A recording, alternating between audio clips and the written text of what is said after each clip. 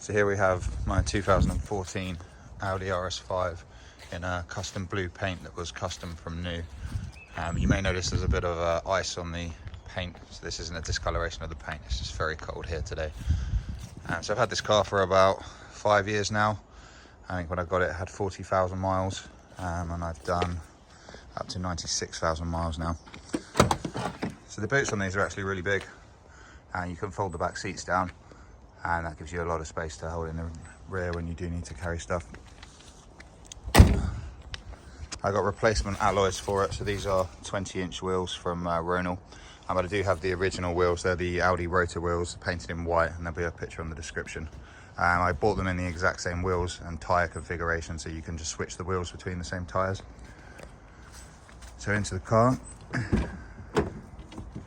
So it's finished in this beautiful cream leather, which is largely unmarked.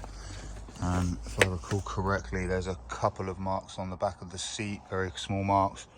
The back's in pretty good condition. And there's a mark down here. That will probably come out though looking at it. Otherwise the car's very clean condition, never had any problems with it.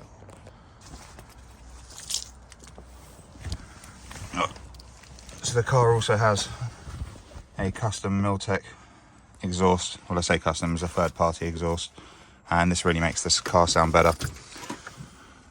So in the car, this drive select button's quite important, combined with the drive and the sport mode here. So as standard, when you start the car up, it only starts with 2 of the exhaust pipes open, so that's quite quiet. That's quite good for driving around towns, or if you have to turn up at a funeral.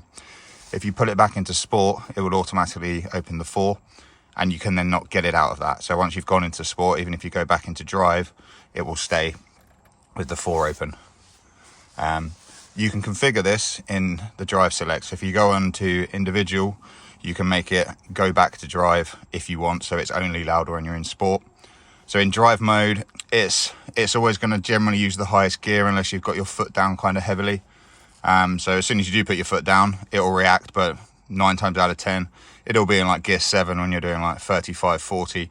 Sport mode's the complete opposite. So sport mode won't come out of second gear until you're at about 40, and then it'll ramp up. So sport mode sounds better, it's quicker, but obviously it uses more fuel. So I tend to change around quite a lot. The other thing to note is the suspension mode. So dynamic suspension mode is what I generally drive around in, because I like cars that are low and bounce around. If you're driving on a motorway, if you're driving around a particularly bumpy country road, if you put it in comfort, the air suspension gives it a lot more comfort for you. What else is there to note? So the car's fitted with a GPS tracker, so I'll post some screenshots of that on the ad. This is, I think, £6 a month, but it allows you to find out where your car is at any time. So if someone were to steal it, you could find out exactly where it is and kind of track it in real time. But also it's got vibration alarm, so you can say after 11 PM, if there's any shock or vibration on this car, send an alert to my phone. That happens. I think that's only ever gone once falsely, and that was a cat jumped on it. But that's a really good feature. It's also got a spare wheel, which doesn't come as standard with the car, but I've bought that since, and that'll be included. So we'll just start it up to just give you a feel of the engine note. So that's how it starts, with 2, and I'm going to put it into 4. So that's the 4. So I'm just going to rev this a little bit now, so hopefully you can hear it.